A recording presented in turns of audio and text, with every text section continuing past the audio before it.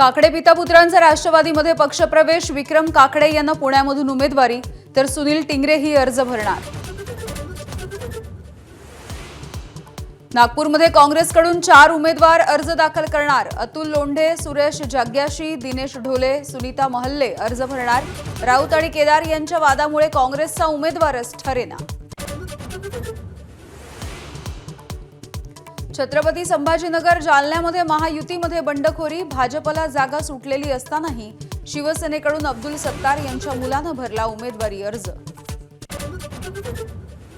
चंद्रपूर, गडचिरोली, वर्धा विधान परिषदेच्या निवडणुकीमध्ये काँग्रेसचे काही नगरसेवक भाजपच्या गळाला। नगरसेवकांना आमिष दाखवल्याचा वडेट्टीवारांचा आरोप, तर भाजपला मदत करणारे अनेक छुपे मित्र भांगडी यांकडून स्पष्ट। 80 लाख लाडक्या बहिणींना अपात्र ठरवणं म्हणजे गरज सरो वैद्य मरो, जयंत पाटील यांची टीका।